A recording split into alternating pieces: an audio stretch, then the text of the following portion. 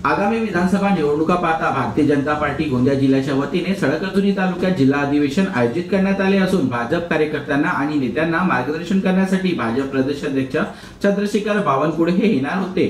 मात्र नागपूर ग्रामीण भागात एक आंदोलन सुरू असून बावनकुळे हे त्या ठिकाणी गेल्याने गोंदियात आयोजित जिल्हा अधिवेशनाला येऊ शकले नाही। त्यामुळे कार्यकर्त्यांना दौऱ्याची माहिती होताच कार्यकर्ते देखील उठून पळाले। तर नुकतेच विधान परिषद सदस्य म्हणून निवडून आलेले डॉक्टर परिणय फुके यांनी कार्यकर्त्यांना आणि माध्यमांना भाजपा प्रदेश अध्यक्ष चंद्रशेखर बावनकुळे हे काही कारणानिमित्त येऊ शकणार नाही अशी माहिती दिली।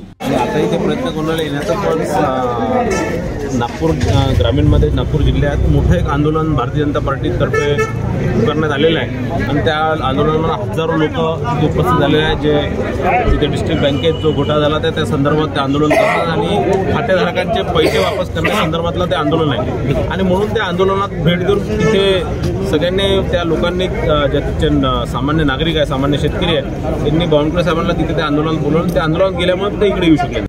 तर सळकर्जुनी विधानसभा क्षेत्रात राष्ट्रवादी काँग्रेस अजित पवार गटाचे आमदार मनोहर चंद्रिकापुरे हे आमदार असल्याने मागील आठवड्यात राष्ट्रवादी नेते खासदार प्रफुल्ल पटेल यांनी सळकर्जुनी तालुक्यात आपलाच आमदार निवडून येईल असं सूचक वक्तव्य खासदार प्रफुल्ल पटेल यांनी कार्यकर्ता मेळाव्यात केले होते।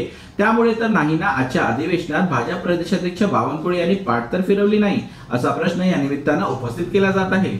जीबी न्यूजचे प्रत्येक अपडेट मिळवून घेण्यासाठी तुम्ही आमच्या चॅनलला लाईक करा, सबस्क्राइब करा आणि शेअर करा। तसंच बेल आयकॉनला सुद्धा प्रेस करा।